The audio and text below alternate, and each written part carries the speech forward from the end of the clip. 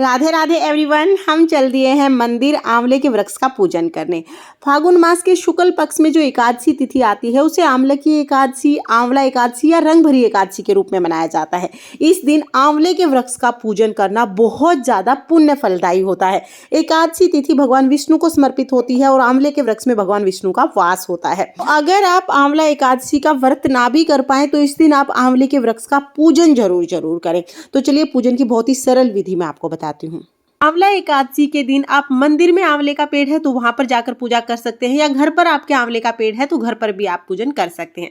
सबसे पहले आंवले के पेड़ के नीचे हम साफ सफाई कर लेंगे, तो पत्ते वगैरह जो भी हैं उन सभी को हम साफ कर देंगे। उसके बाद हम जल सींचेंगे। जब भी किसी देव वृक्ष का पूजन करते हैं तो सबसे पहले जल सींचते हैं। अब देखिए हम हल्दी से यहाँ पर स्वास्तिक बना लेंगे। आप स्वास्तिक बना सकते हैं या कोई भी आप रंगोली बना सकते हैं। जब हम घर के बाहर कहीं पर भी पूजन करते हैं तो गणेश जी की फोटो या मूर्ति लेके जानी संभव नहीं हो पाती है, तो हम इस तरह से स्वास्तिक बना लेते हैं और स्वास्तिक के रूप में हम भगवान गणेश जी का पूजन करते हैं। तो यहाँ पर हमने हल्दी से स्वास्तिक बनाना है।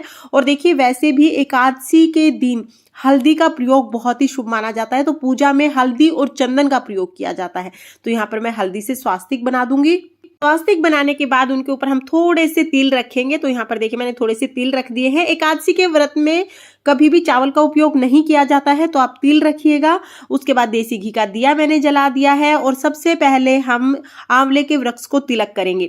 तो देखिए यहाँ पर मैं हल्दी से, चंदन से आंवले के वृक्ष को तिलक कर दूंगी।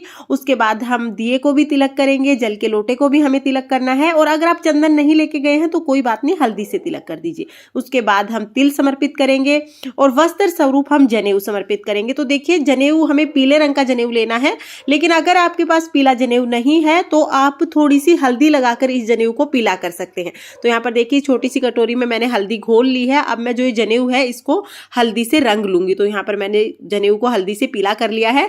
अब वस्त्र स्वरूप हम जो आंवले का वृक्ष है उसे जनेऊ समर्पित कर देंगे। जैसा कि मैंने आपको बताया कि आंवले के वृक्ष में भगवान विष्णु का वास होता है, तो भगवान विष्णु का ध्यान करते हुए हमें पूजन करना होता है। तो यहाँ पर देखिए हमने वस्त्र समर्पित कर दिए हैं। इसके बाद हम फूल समर्पित करेंगे। और देखिए यहाँ पर मुझे पत्ते मिल गए थे तो मैं पत्ते पर भोग समर्पित कर रही हूँ। आप सीधा भोग समर्पित कर सकते हैं। तो यहाँ पर मैंने गुड़ का भोग समर्पित किया है। आंवले का भोग इस दिन हमें जरूर समर्पित करना है।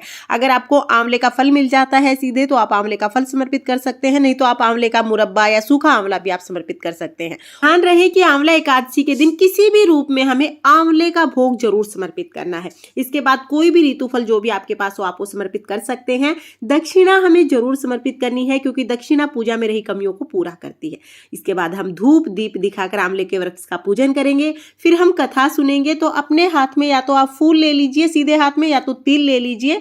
हाथ में तिल या फूल लेकर हम कथा सुनेंगे। कथा सुनने के बाद जो फूल है वो आंवले के वृक्ष में समर्पित कर देंगे। कथा का वीडियो आपको चैनल पर अलग से मिल जाएगा, उसका लिंक मैं आपको डिस्क्रिप्शन में दे दूंगी। इसके बाद देखिए कथा सुनने के बाद हम परिक्रमा करेंगे। तो आप इस तरह से कलावा लपेटते हुए भी परिक्रमा कर सकते हैं। आप चाहें तो हाथ जोड़ के भगवान विष्णु का ध्यान करते हुए भी आप बिना कलावे की भी परिक्रमा कर सकते हैं। तो इस तरह से हमें परिक्रमा करनी है। और देखिए आप 5, 7, 9, 11 जितनी आपका सामर्थ्य हो उतनी आप परिक्रमा कर सकते हैं। तो यहाँ पर हमने परिक्रमा कर ली है। परिक्रमा करने के बाद अब हम भगवान विष्णु की आरती करेंगे। तो जो दिया आपने जलाया है उससे आप आरती कर सकते हैं। अगर आप कपूर लेके आए हैं तो आप कपूर से भी आरती कर सकते हैं। मैंने जो दिया जलाया है मैं उसी से आरती कर रही हूँ। आरती करने के बाद हमारी पूजा पूर्ण हो जाएगी। पूजा करने के बाद हमें आंवले से गले मिला। जब भी किसी देव वृक्ष का पूजन करो तो इस तरह से वृक्ष के गले जरूर मिलते हैं। तो यहाँ पर हम देखिए वृक्ष से गले मिलेंगे। इस तरह से हमारी आंवला एकादशी की पूजा पूर्ण हो जाएगी। फ्रेंड्स, आंवला एकादशी को रंग भरी एकादशी के नाम से भी जाना जाता है। तो आप इस दिन भगवान विष्णु को रंग चढ़ा सकते हैं। भगवान विष्णु के साथ इस दिन होली खेल सकते हैं। और अगर आप आंवला एकादशी का व्रत ना भी कर पाए तो भी आप इस दिन आंवले के वृक्ष का पूजन जरूर करें, क्योंकि इस दिन आंवले के वृक्ष के पूजन करने से सभी प्रकार की मनोकामनाएं पूर्ण होती हैं। तो फ्रेंड्स, ये थी आंवला एकादशी की बहुत ही सरल पूजा विधि जो मैंने आपको बताई। अगर ये पूजा विधि आपको पसंद आई हो, अगर ये वीडियो आपके लिए थोड़ी बहुत भी यूजफुल हो तो प्लीज वीडियो को लाइक करना। और हम महिलाएं तीज त्योहार कैसे करते हैं ये देखने के लिए मेरे चैनल को सब्सक्राइब कर लेना। तो फिर मिलते हैं किसी और वीडियो के साथ। तब तक के लिए जय श्री कृष्णा, राधे राधे।